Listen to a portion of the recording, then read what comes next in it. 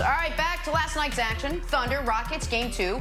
Houston continues to prove that small ball works, shooting a record 56 threes en route to another win over the Thunder. Another win, by the way, without Russell Westbrook, who was coaching up anyone and everyone while rehabbing from that strained right quad. Nick, are you buying the Rockets can make a title run with the small ball formula that they have now run all the way up till right now?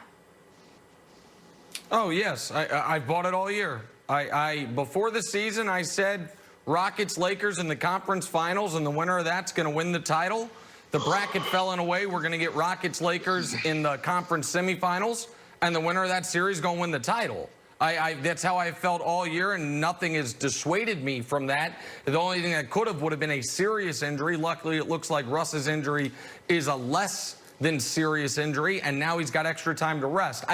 I feel for Oklahoma City because it would appear they are what many of us feared they were, which was a team that absolutely maximized everything they were in the regular season, which then meant they didn't have another gear to get to in the postseason, and it looks like that's what's being exposed here. But folks don't need to like the aesthetics of the way the Rockets play basketball. They don't need to like the manipulation of the way the Rockets play basketball. But if I may be nerdy for a moment, the math is going to win out here. And when you shoot 53s, you are at such an overwhelming advantage. It's just, the NBA's got two fixes if they want to put a stop to this.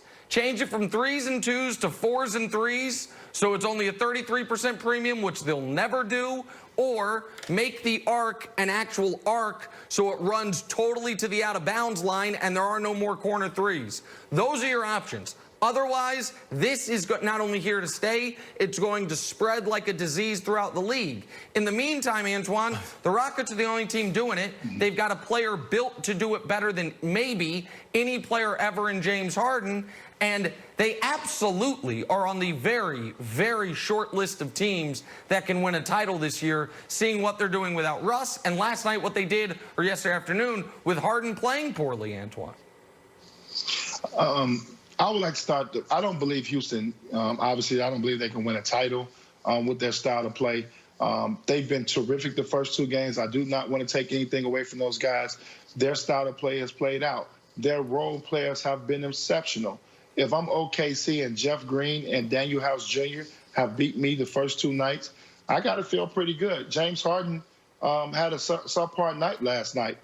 They got to figure out different ways to get this three-guard lineup. I think the problem with OKC is that they're trying to play like Houston. And, Nick, you just alluded to it. It's only one team that can play like Houston. They can shoot 53s. But if you watch OKC, their drive, they're in pick and rolls. And they got three great guards this year. But they're shooting too many threes. They're not attacking the basket. They're not getting to the foul line. With Houston, you got to slow the game down. They're a very unique group that can play a certain style and shoot 53s. You don't play the game they play. You try to overpower them. Not saying that OKC has a ton of size, but you use Steven Adams a lot. You try to bang them inside. You slow the game down. You don't play that game. I just think the game plan that OKC's came in with in the playoffs hasn't worked. And also, Nick, we got to understand, too, OKC is very young. You're asking these two young guys. I think sometimes because Chris Paul has had such a grett year, we think that the other guys on the team are ready for this challenge. And they're not. Schroeder and obviously Shea Alexander, they're not ready for this challenge. They're in the playoffs very young in their career, and they're not ready for this. And you're seeing the experience of Houston take full advantage of this with their energy, their effort. Houston's the best switching team in the league. They've extended their defense. Their defense has been amazing the first two games. But to say they're ready to win a title, I don't believe they're at that level yet.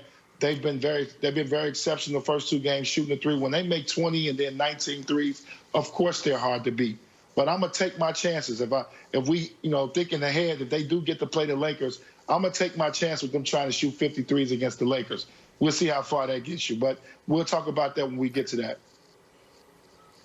Antoine, I don't think they're going to take 53s against the Lakers. I could see them taking 63s, Nick. The league average is 34. They average 45. They took 56 last night. It's like every time, it's like Jeff Bezos' net wealth. You hear it, there's an article about it every other day, like, made another 200 million yesterday, new richest man in the world. And then you wait a week like, hey, I got an article, Jeff Bezos, richer than ever. People like getting stuff from Amazon. It's never going to stop. So, Nick, I do think the rebounding is just this, like, huge flaw in the system. But the idea that Daryl and Mike D'Antoni are going to stop shooting threes and we're going to stop at 56, like, we're good. I think we're going to see 63s maybe in this playoffs, maybe next year, but it's not going to stop. Well, and if people think Wilds is being over the top there, 5 games in NBA playoff history as a team shot 53s. All 5 were by the Houston Rockets. So 53s was thought to be impossible until the Rockets started doing it. So 63s, I would agree, is en route at some point. Couple quick things. On the rebounding, I've made this point before. I'm going to make it again. If you buy a Ferrari and then just regularly say, hey, man, no trunk space. I can't believe it. I can't load my family in here and go on a road trip. You knew that going in. It's not like the rebounding is catching them off guard. They decided we have to sacrifice something to build this type of team. Rebounding is what they're sacrificing. That's the first point. The second point to Antoine about it, Ben McLemore, Jeff Green, Austin Rivers, Daniel House, those 4 guys have all had really big games individually in games 1 or 2. While that feels a little outlier-ish, and I want to ask your take on this, Antoine, I would imagine for that type of player, playing with the Rockets is somewhat freeing. And by that I mean you get to Houston, and no matter what type of three-point shooter you are told for the first time in your career, shoot every 3 you can. Like, I do feel like, even though you're down on the Rockets, man, vintage Antoine Walker would have loved playing for this Rockets team.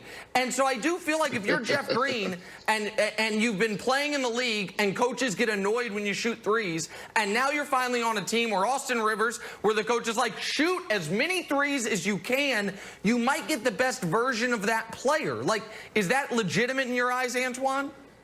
1,000%. Instilling confidence in a shooter or a guy who may have a little lack of confidence is the greatest thing. And D'Antoni does a great job of giving these guys the green light. And we're seeing the best version of the Houston Rockets. These first 2 games, they can't play any better. The best thing that's happened for the Houston Rockets, and I said this on Wednesday, they probably just bought Russell Westbrook another 7 days to get healthy. Yep. And and we're really not looking at that. But now he gets an opportunity. They can rest him for the next 3 games if they want to and still get out this series. And that's what's huge about what they did the first 2 games. Houston has allowed one of their best players, their second best player, to get the rest he needs and to get healthy, because they're going to have a grueling second round series, whether it's the Lakers or the Portland Trail Blazers. But Nick, you are 100% right. I would love to play for the Houston Rockets. I already had confidence, so I didn't need the confidence of a Jeff Green, a Ben McLemore, Daniel House Jr. I don't need that confidence. I'm gonna shoot it anyway. But I would have loved to play with them. If I can get 10 threes up a game, I would have made. I made $100 million playing. I probably made about 250, Nick. I'd have made about 250 playing if I could have played for Houston. All right. Well, Houston Rockets get the win without Russ and without Harden bringing his A game. How about that? Football right around the corner. Apparently, the time off has served Gronk well. That, according to Gronk. Take a listen. I'm feeling good out there. My body feels good. That's why I came back to the game, and that's how I want to be moving. I want to be moving like how I was back in the day. Sure. No doubt about that. Why else would I want to come back to the game and be moving like poop?